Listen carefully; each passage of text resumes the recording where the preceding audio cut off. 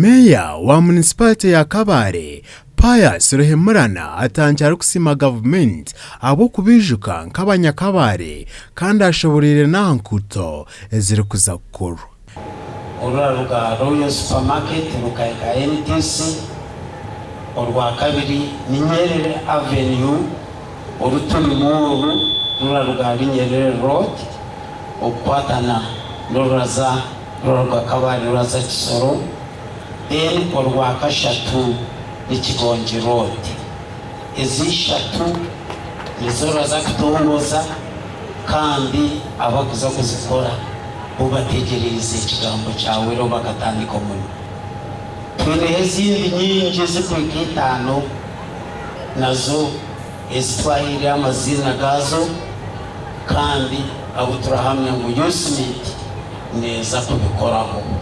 Chairman wa district ya Kabare Patrick Besije Kiwa asimira enkwatanisa nungi eri hagati y'enganzi y'ihanga hamwe n'abebembezi ba Kabare ekitumira obuhereza wagumana burahuka kwikoma bantu ba Kabare. All leaders almost here, and this is a very big sign, right, Honorable Prime Minister, that this has been long awaited for and our dream has come to reality. Abebembezi abari aha nyenda kubakira kandi yenda kubamurikira Honorable Prime Minister nangwa nabisha kupatana nangwa n'umugenzi w'isame ngora. I hope you understood what I'm saying. I can still shaking the head. So that they really appreciate that the leadership of Kabare, both Kabare local government and the Kabare municipality, are in total support, in full support of the project that is being launched here. Dr. Akana Rugunda obiro ry'omugenyi mukuru ashabira abebembezi andengo star zimwe na zimwe okurahusyaho okushaba kw'abantu okuba kubaha cyayeka kubayisi obuhereza. Eji ni project ya Uganda, ni project yani, ni project ya government. Abo kwa government ya Uganda ekaguza milioni $500 kuruga mu World Bank.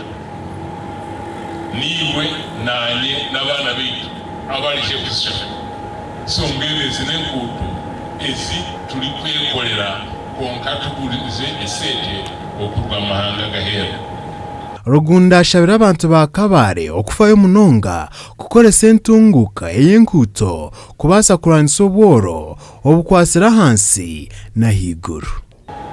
Tulebe engu tourism nayo yatwa emirimo yatwa esete nkamunywani weitu urarugano rwogwe owatwire muhara weitu na konkatira mayaba yashukire ebyo turija kubigamba hanyuma nkoko batandika kwisha n'abagiga baraza kwisha hanuya basigese kinyi. Abataka basimira government abo kubijuka nk'abanyakabare bakabakorera Enkuuto zabo. It's our great pleasure to officially launch this project.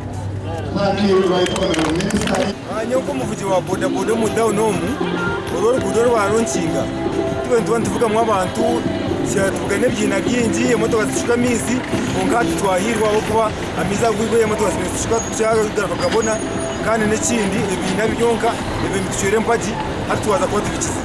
Aba Stone Construction Company no barakora Enkuuto eziri kuzakezaho billion 13 n'obuceka butano omusente za Uganda kandi aba baraganise kwija kora obuceka ihembe babase kureba ngo Enkuuto ezi bazikora zirizo omutindo.